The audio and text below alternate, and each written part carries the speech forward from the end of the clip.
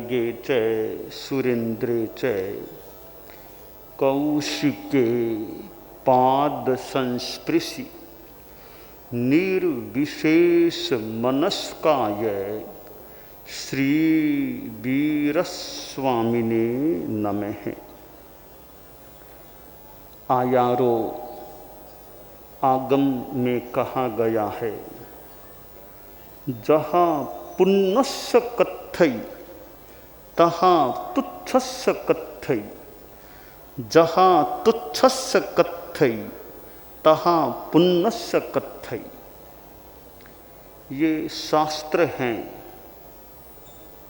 आगम हैं, इनमें अनेक प्रकार के विषय वर्णित हैं। एक और तत्व विद्या संबंधी बातें हैं, तो कथानक या घटना प्रसंग भी हैं, और एक आध्यात्मिक पथ दर्शन भी इनमें मिलता है, और धर्म प्रवचन के संदर्भ में भी कुछ दिशा निर्देश आगम वाङ्मय में प्राप्त होता है। प्रवचन करने वाले करते हैं, कथाकार कथा कहते हैं, प्रवचन करते हैं। गृहस्थ भी भाषण प्रवचन करते हैं, कर सकते हैं। इधर साधु सन्यासी भी प्रवचन व्याख्यान करते हैं।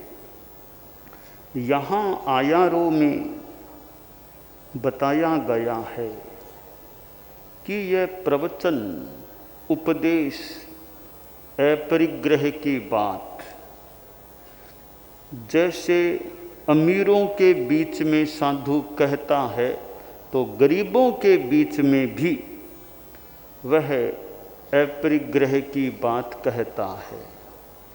पुण्यस्य जो रिद्धिमान हैं, पुण्यवान हैं, उनको उपदेश देता है, तो तुच्छस्य जो दरिद्र हैं, उनके बीच भी वह प्रवचन करता है, करे। क्योंकि अमीरों को भी उपदेश की आवश्यकता है, तो गरीबों को भी पथ दर्शन की, उपदेश प्रवचन की आवश्यकता होती है। ठीक है, अमीरों को अमीरों के ढंग से पथ दर्शन दिया जाए, और गरीबों को उनके संदर्भ में पथ दर्शन दिया जाए। अब गरीबों को भी कैसे पथ दर्शन दिया जाए? एक सन्यासी था, वह यूं बिहार यात्रा कर रहा था। एक गांव में एक दिन रात का प्रवास किया, तो दोपहर में यूं व्याख्यान सत्संग कार्यक्रम रखा, हो गया। कुछ लोग बोले दोपहर में बहुत अच्छा आपने कर दिया, पर हमारे कई लोग दिन में तो काम में गए हुए हैं, वो आ नहीं सके, तो रात्रि में फिर आप प्रवचन करो।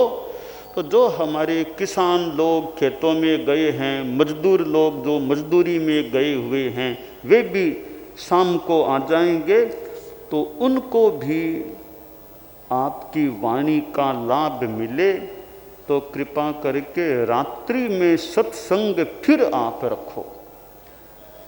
तो सन्यासी ने कहा ठीक है, रात को फिर रख सकते हैं। तय हो गया कि रात को 8 बजे का समय है। तो लोगों ने भी सूचना भी कर दी गांव में भी कि महाराज जी बाबा जी आए हैं, तो 8 बजे प्रवचन है, तो आप लोग टाइम पर पहुंचना। तो काफ़ी जो गांव में ही रहने वाले वीर, आसपास के जो खेतों में गए थे वे वीर, जो मजदूर लोग जो मजदूरी में जाते थे, वे भी आ गए। तो सन्यासी ने प्रवचन किया।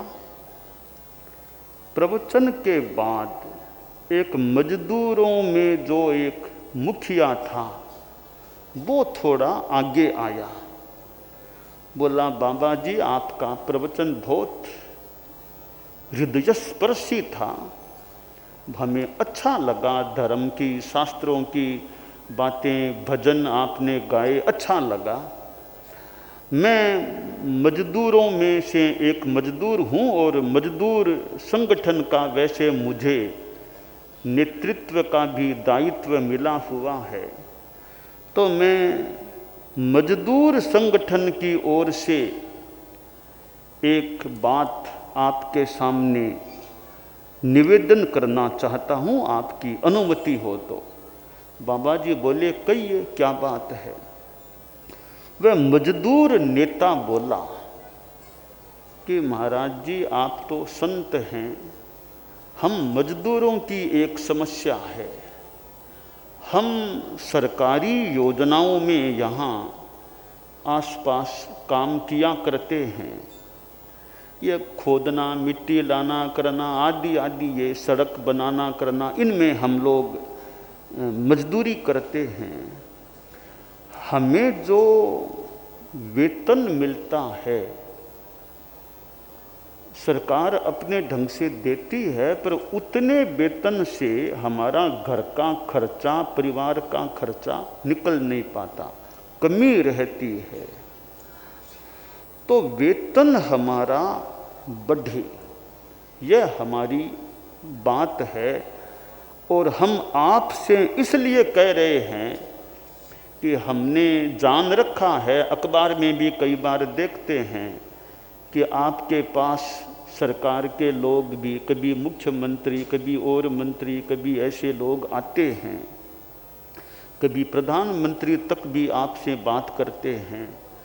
तो हम मजदूरों ने मिलकर यह चिंतन किया कि हम आपको निवेदन करें कि आपके पास जब ये अधिकृत मंत्री आदि आते रहते हैं आजदा कदा, आप उनको फरमाइए कि हमारा वेतन बढ़ाया जाए ताकि हम गरीब लोग थोड़ा आराम से जी सकें, परिवार का खर्चा हमारा अच्छी तरह निकल सके।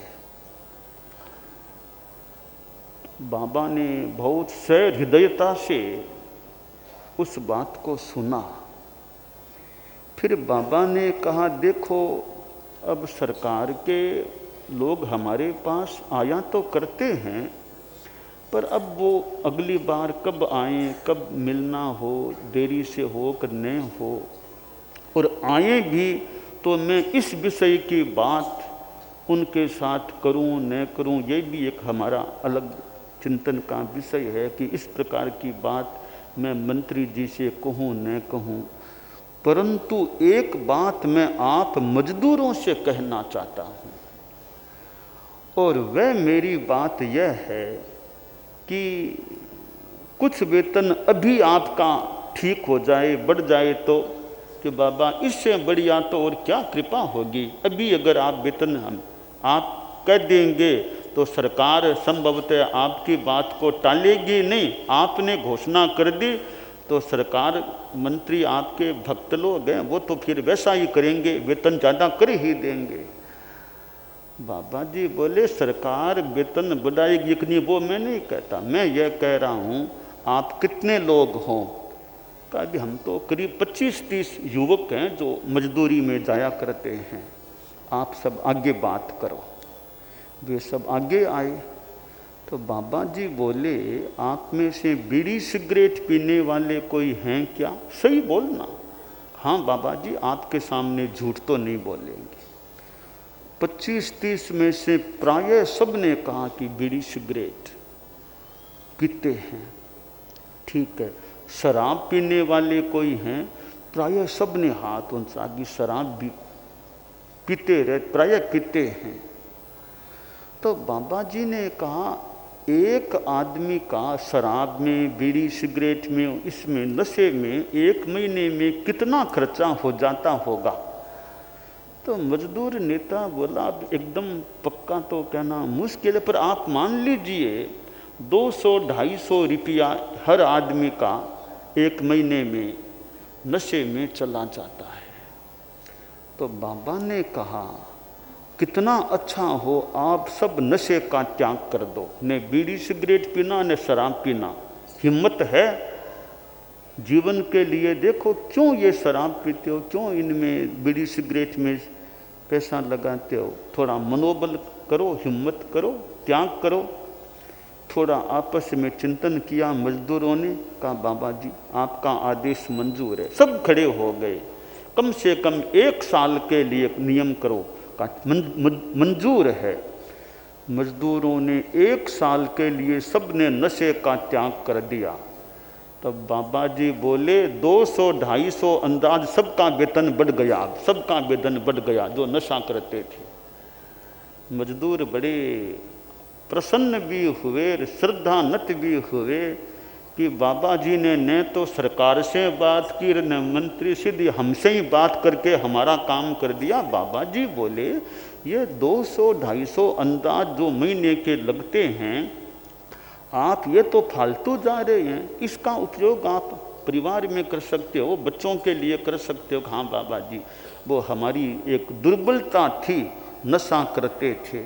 तो अब गरीबों के बीच भी प्रवचन हुआ तो गरीबों का भी तो एक मार्गदर्शन हो गया और नशे की आदत से कुछ बचने का रास्ता भी प्रशस्त हो गया। आयारों में कहा गया है कि जहाँ पुण्यस्य कथई ततः तुच्छस्य कथई, जहाँ तुच्छस्य कथई तहाँ पुण्यस्य कथई। कि यह प्रवचन है, अपरिग्रह की बात है। यह साधु जैसे रिद्धिमान अमीर लोगों के बीच में करे, वैसे गरीबों के बीच में भी करे। जैसे गरीबों के बीच में करे, वैसे अमीरों के बीच में भी करे। यह साधु सन्यासियों का जो समुदाय है, जो स्वयं सन्यास का, त्याग का जीवन जीने वाले हैं, उनकी बात का कुछ ज़्यादा प्रभाव पड़ सकता है। क्योंकि लोगों में एक साधुओं के प्रति श्रद्धा सम्मान का भाव होता है और उनके द्वारा जो बात कही जाती है उस पर जनता कुछ अधिक ध्यान दे सकती है। हालांकि साधु की भी सारी बातें गृहस्थ मान लें यह मुश्किल है। सारी बातें तो आखिर गृहस्थ हैं, फिर भी जितने अंश में माने अच्छी बातों को, 10% भी माने तो भी ठीक है, कुछ तो उनका उद्धार हो सके, कल्याण हो सके। तो प्रवचन करना यह साधु का, जिनका भी जिम्मा है, तो वे प्रवचन भी करते रहें। गांवों में जाएं तो वहाँ मौका मिले वहाँ भी लोगों में धर्म कथा करें, शहरों में जाएं वहाँ भी करें। और ये उपदेश, धर्म कथा, जीवन का पथ दर्शन कि भी संयम, अहिंसा, तप, इनके बारे में जानकारी दे तो सुनते सुनते असर भी हो सकता है। आखिर पानी पड़ता है, पढ़ते पढ़ते एक आर्द्रता आ सकती है कि बार बार आदमी सुनेगा तो सुनते सुनते कभी दिमाग में वो बात जम भी सकती है और बैठ भी सकती है। सुनना भी, प्रवचन को सुनना भी एक कला है कि आदमी सुनता किस तरह है। आजकल जहाँ तक मैं थोड़ा ध्यान देता हूँ, कम से कम हमारी परिषद में प्राय मूल प्रवचन कार्यक्रम में शांति रहती है, ज़्यादा कोई शोरगुल होना और प्राय मूल प्रवचन में वो विशेष संभवतः नहीं होता।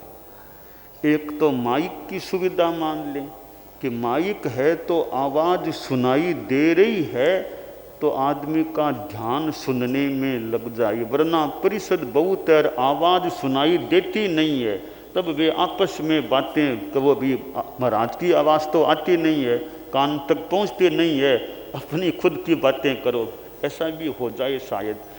तो यह माइक के होने से भी जब जनता को सुनाई दे रहा है तो दूसरी बातों को छोड़कर वे इस इधर की बातों को सुनने में अपना ध्यान केंद्रित कर सकते हैं।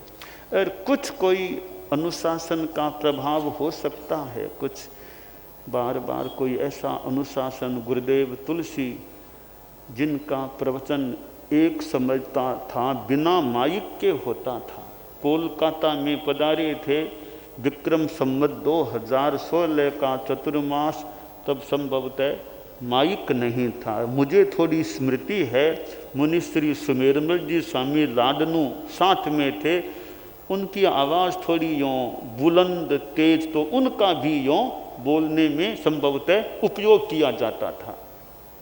तो गुरुदेव तुलसी तो बिना माइक भी पहले प्रवचन व्याख्यान करते थे।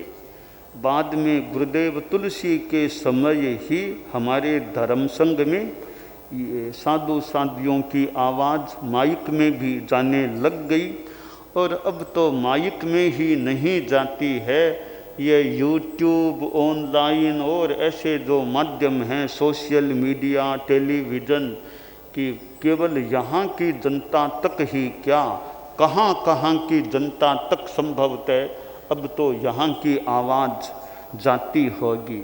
मोबाइल फ़ोन पास में है, कार में बैठे बैठे भी प्रवचन कोई सुन सकता होगा। तो आधुनिक ये तकनीकी मॉडर्न टेक्नोलॉजी का अपना एक ये विस्तार और विकास मानो हुआ है कि अब तो प्रवचन घर बैठे प्रवचन, कि पहले तो जैसे कि लोग कुएं पर जाते पानी लाने, अब तो घर घर में टूंटी नल पानी उपलब्ध ऐसे होता है, तो लोग भी प्रवचन सुनने आते तो आज भी हैं, पर न आ पाए तो घर बैठे भी प्रवचन आधुनिक टेक्नोलॉजी तकनीकी के द्वारा सुनने को और दृश्य देखने को उपलब्ध हो सकता है। तो यह प्रवचन सुनना भी कैसे कि भाई शांति रहे, परिषद में शांति रहे, और शांति रहती है तो आपस में अगर बात करेंगे तो पास में जो बैठा है उसके भी सुनने में अंतराय पड़ सकती है। तो प्रवचन सुनने के लिए परिषद है वो शांति में रहती है, तो कुछ वक्ता को भी सुविधा हो जाए, हो सके तो अन्य सुनने वालों को भी सुविधा हो जाए। तो आयारों में यह प्रवचन कथा की जो बात आई है कि कथा के द्वारा कितनों का कल्याण हो सकता है, कितने दुर्व्यसन एक साधु आदि के उपदेश को सुनकर लोग छोड़ देते हैं और निर्व्यसन जीवन जीने के लिए वे तैयार हो सकते हैं।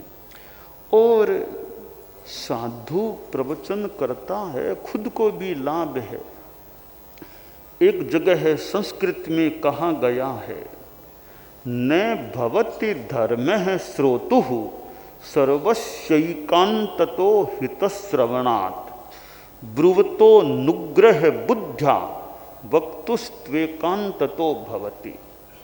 कि श्रोता को तो कोई प्रवचन सुने सबको लाभ न भी मिले, श्रोता नींद में चला गया, ध्यान नहीं दिया, विशेष लाभ मान लो नहीं मिला, पर वक्ता अनुग्रह की भावना से बोल रहा है और यतना जयना से बोल रहा है, तो वक्ता को तो एकांततः धर्म का लाभ मिल जाएगा। श्रोता को लाभ मिले न मिले, वक्ता ने बोलने का श्रम किया है तो वक्ता को लाभ मिल जाएगा। कि वक्ता को लाभ कैसे मिलेगा? पहली बात, उसे निर्जरा धर्म का लाभ मिल जाएगा। श्रम किया है, बोला है, पसीना भी आ रहा है, फिर भी बोल रहा है, तो निर्जरा का लाभ मिल गया, श्रम का। दूसरा लाभ क्या है? वक्ता का खुद का ज्ञान भी भाषण देने से पुष्ट हो सकता है। बोलेगा, थोड़ा पहले तैयारी अगर करेगा, शास्त्र को कुछ देखेगा, कुछ चिंतन करेगा, तो वक्ता का खुद का ज्ञान भी बढ़ सकता है। पुरानी जानी हुई बात एक रिपीट, रिफ्रेश और पुष्ट हो सकती है। तो वक्ता को तो लाभ मिलता ही है अगर सही तरीके से अनुग्रह की भावना से वक्ता भाषण देता है। इसलिए कहा गया कि श्रम मैविचिन्त्यात्मगतम तस्मात् श्रेयः सदोपदेष्टव्यम आत्मानं च परम च ही हितोपदिष्टानुगृह्णाति। तो इसलिए परिश्रम की परवाह मत करो कि मुझे बोलने में श्रम पड़ेगा, गर्मी है, वो इसकी इतनी परवाह मत करो। उपदेश दो, व्याख्यान दो, प्रवचन करो, क्योंकि अपने पर भी अनुग्रह होता है, दूसरे ध्यान से सुनेंगे। हितोपदिष्टा व्यक्ति दूसरों पर भी अनुग्रह करने वाला बन सकता है।